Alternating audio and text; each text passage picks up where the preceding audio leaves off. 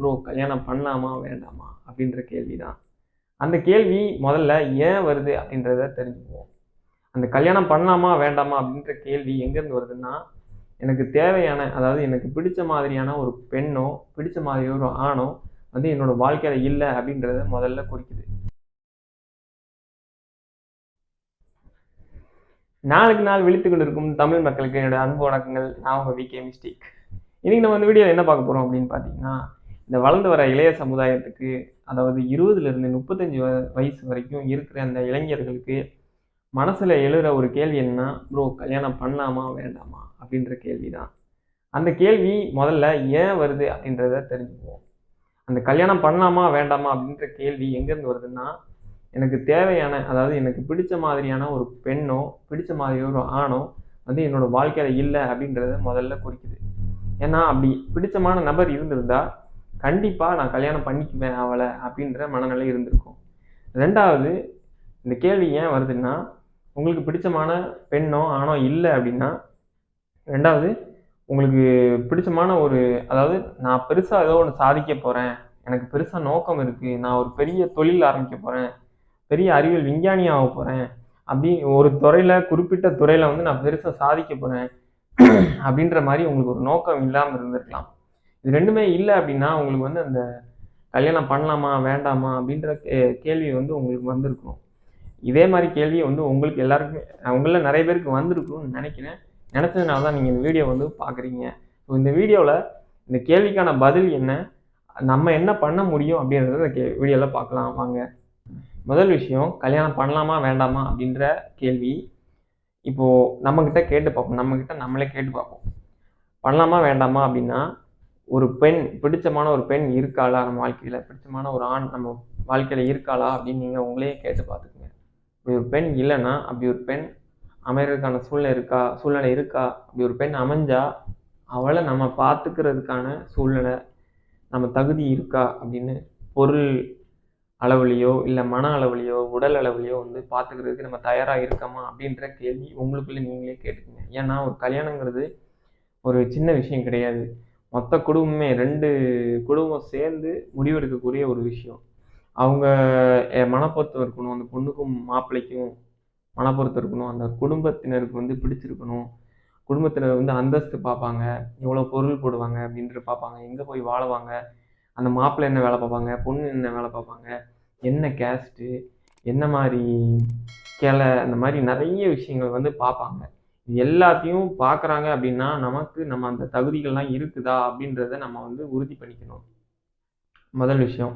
2வது என்னன்னா, கல்யாணம் அப்படின்றது வந்து கட்டாயமாக்கப்பட்ட ஒரு விஷயம். நம்ம சமுதாயத்தில, அதாவது முக்கியமா இந்தியால, தமிழ்நாட்டுக்குள்ள கட்டாயமாக்கப்பட்ட ஒரு விஷயம். 99% நீங்க தமிழ்நாட்டுக்குள்ள எங்க இருந்தாலும் சரி, கட்டாயமாக்கப்பட்ட விஷயம். 99% நீங்க கல்யாணம் பண்ணியே தீரணும். இப்படி பண்ணல அப்படின்னா, உங்களுக்குன்னு ஒரு நோக்கம் இருக்கணும். நான் வெளியூர் ஓடி போணும். அதாவது சென்னை, பெங்களூரு இல்ல கோயம்புத்தூர் இல்ல அத தாண்டின மெட்ரோ சிட்டீஸ் வந்து எங்கேயாவது ஓடி போய் நமக்கு பிடிச்ச விஷயத்த நீங்க செய்ய ஆரம்பிச்சிடணும். அப்படி இல்ல அப்படின்னா, உங்களுக்கு வயசு ஆக ஆக ஆக அந்த அழுத்தத்த குடுத்துட்டே வருவாங்க சமுதாயத்தில. யாரா இருந்தாலும் சரி, அப்பா, அம்மா இருந்தாலும் சரி, நண்பர்களா இருந்தாலும் சரி, யாரா இருந்தாலும் சரி, அந்த அழுத்தத்த குடுத்துட்டே வருவாங்க. குடுக்க என்ன ஆகும்னா, நீங்க பிடிச்ச விஷயத்தையோ, உங்களுக்கான பிசினஸோ, உங்களுக்கான நீங்க பண்ணணும்னு நெனச்சிருந்த ஒரு சினிமாவோ, அரசியலோ, ஆன்மீகமோ எதுனாலும் சரி, அத பண்ணல அப்டின்னா, அத பண்ணி நீங்க ஒரு ஸ்டேட்டஸ்க்கு வரல அப்டின்னா, அந்த கல்யாணம் பண்ணணுமா? பண்ணணுமா? அப்டின்ற கேள்வியே வந்து உங்களுக்கு அழுத்தத்த உண்டு பண்ணும். அதுதான் வந்து 2வது விஷயம். நீங்க ஒரு கோல் ஓரியன்டட் அதாவது வாழ்க்கையில நோக்கத்த வச்சு தான் நான் வாழ்வேன். அந்த நோக்கத்துக்காக தான் நான் வாழ்றேன். அப்படிப்பட்ட ஆளா இருந்தீங்கன்னா, தயவு செஞ்சு உங்க சொந்த ஊர்ல இருக்காதீங்க. சொந்த ஊர்ல இல்லாம, ஒரு மெட்ரோ சிட்டிலயோ, சென்னை, பெங்களூரு உங்களுக்கு தெரிஞ்ச மெட்ரோ சிட்டில நீங்க என்ன ஃபீல்ட்ல சாதிக்கணும்னு நெனைக்கிறீங்களோ, அந்த சி அந்த அந்த சிட்டில போய் தயவு செஞ்சு இப்பவே போய் செட்டில் ஆயிருங்க. இல்லன்னா ஏதோ ஒரு வேலை தேடி போயிருங்க. போயிட்டு அங்க போயிட்டு உங்களுக்கான பணத் தேவை, உங்களுக்கான தேவைகள பூர்த்தி பண்ணிட்டு, உங்களுக்கான நோக்கம் அத வந்து நிறைவேறதுக்கான வழிய பாருங்க. ஏன்னா, நீங்க இருக்கிற ஊர்ல, உங்க சொந்த ஊர்ல கண்டிப்பா 99% நீங்க கல்யாணம் பண்ணா தான் வாழ விடுவாங்க. அப்படி இல்லன்னா, வந்து நம்மளுக்கு அந்த அழுத்தத்த குடுத்துக்கிட்டே தான் இருப்பாங்க. அப்படி இல்லையா, எனக்கு நோக்கம்லாம் பெருசா கிடையாது. நோக்கம்லாம் பெருசா கிடையாது ப்ரோ. என்னுடைய வாழ்க்கை நோக்கம் என்னன்னா, பிடிச்ச மாரி ஒரு பொண்ண கல்யாணம் பண்ணிக்கணும். அந்த கல்யாணம் பண்ணதுக்கப்புறம் ஒரு சின்ன வீடு. அதுக்கப்புறம் சின்ன வீடு இல்ல. அதாவது ஒரு வீடு, நாங்கள் வாழ்கிறதுக்கு ஒரு வீடு, அதுக்கப்புறம் எங்களுக்கு ஒரு வண்டி, அப்படியே ஒரு சின்னதாக ஒரு வேலை, அப்படி இருந்தால் போதும் என்னோடய வாழ்க்கை நிறைவேறுச்சு அப்படி நினைக்கிறது தப்பு ஒன்றும் இல்லை. அப்படியும் நினைக்கிறவங்க இருக்காங்க.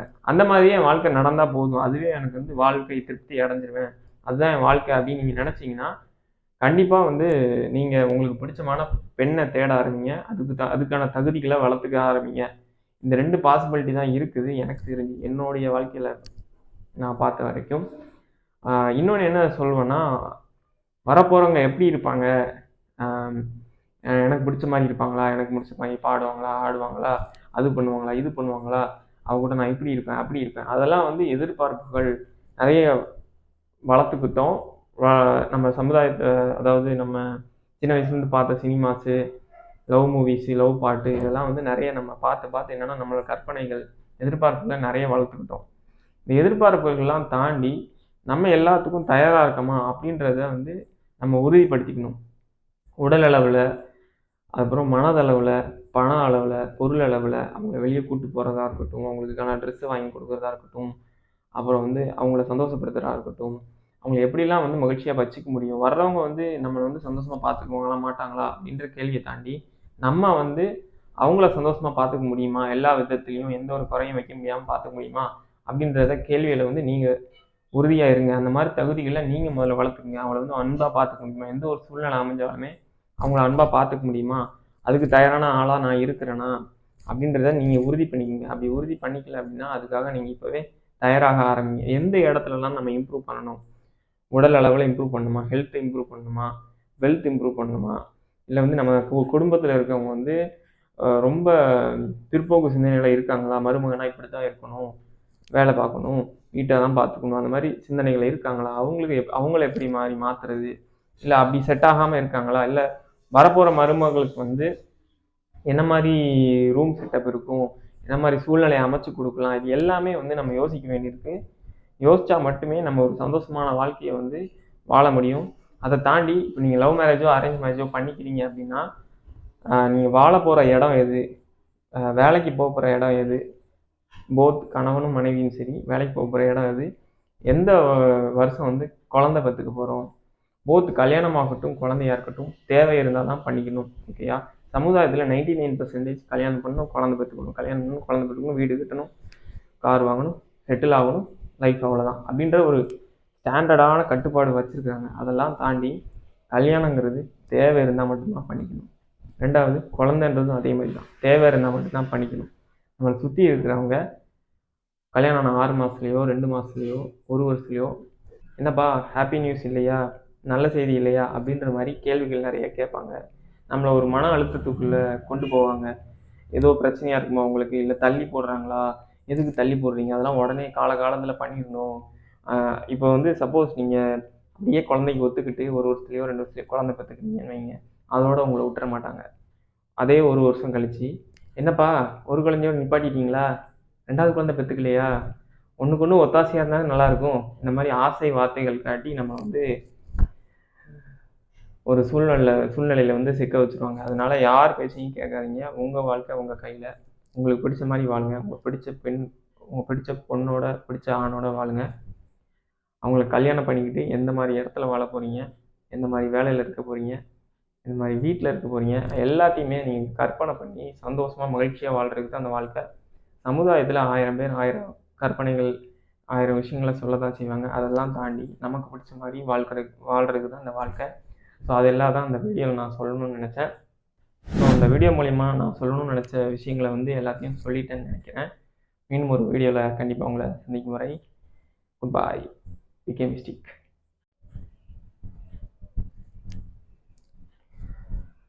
கடைசியாக ஒரு ஆன்மீக ஃபேக்ட், ஸ்பிரிச்சுவல் ஃபேக்ட் வந்து ஆட் பண்ணிக்கலாம்னு நினச்சேன் இந்த வீடியோவில். அது என்ன அப்படின்னா, நம்மளோட வாழ்க்கை அப்படின்றது வந்து டெய்லி காலையில் எந்திரிக்கிறதுலேருந்து நைட் தூங்க போகிற வரைக்கும் நம்ம உடம்புல எனர்ஜி ஜென்ரேட் ஆகிட்டே இருக்குது. இயற்கை காற்று மூலிமா, தண்ணி மூலிமா, சாப்பாடு மூலிமா வந்து ஜென்ரேட் ஆகிட்டே இருக்குது. உள்ளே போயிட்டே இருக்குது, வெளியே போயிட்டே இருக்குது. அதாவது இன்புட் போகுது, அவுட்புட் வருது. நம்ம சாப்பிட்ற சாப்பாடு, தண்ணி, காற்று, நம்ம பேசுகிற மனிதர்கள், இந்த 5 சென்சஸ் மூலிமா அப்படியே தண்ணி காற்று மாதிரி எனர்ஜிஸ் வந்து உள்ளே போகுது, வெளியே வருது. ஸோ இதை நம்ம எப்படி புரிஞ்சுக்கலாம் அப்படின்னா, ஒரு கடலில் நம்ம நீந்திட்டு இருக்க மாதிரி நம்ம லைஃப்.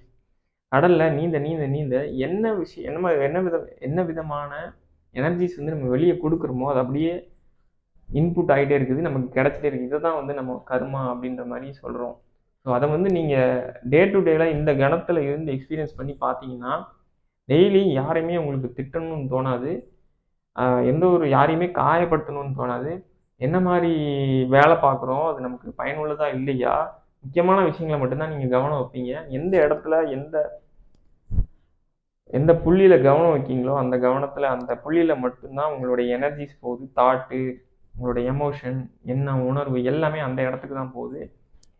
ஒரு ஒர்க்காக இருக்கட்டும், உங்களோட பிடிச்சவங்க, லவ்வர், ஒய்ஃபு, இல்லை வண்டி, காரு, நீங்கள் யூஸ் பண்ணுற துணிமணி எல்லாத்துலேயுமே உங்களுடைய கவனம் போய் சேருது. அந்த கவனம் போய் சேர்கிற இடத்துல உங்கள் எனர்ஜிஸ் போய் உட்காருது, அதுலேருந்து ரிட்டர்ன் ஆகுது. ஸோ இதை தான் வந்து நம்ம கர்மா, பூமரங்கு எல்லாமே சொல்கிறோம். ஓகேயா? இதை அடிப்படையாக நீங்கள் புரிஞ்சிக்க ஆரம்பிச்சிங்க அப்படின்னா, கொஞ்சம் கொஞ்சமாக கவனிக்க ஆரம்பிச்சு, அவேர்னஸ்ன்னு சொல்கிறாங்கல்ல புத்தா, அந்த மாதிரி கவனிக்க ஆரம்பிச்சிங்க அப்படின்னா உங்கள் லைஃப் டோட்டலாக சேஞ்ச் ஆக ஆரம்பிச்சிடும். ஸோ இதுதான் இன்னையோட ஸ்பிரிச்சுவல் ஃபேக்ட். தேங்க்யூ.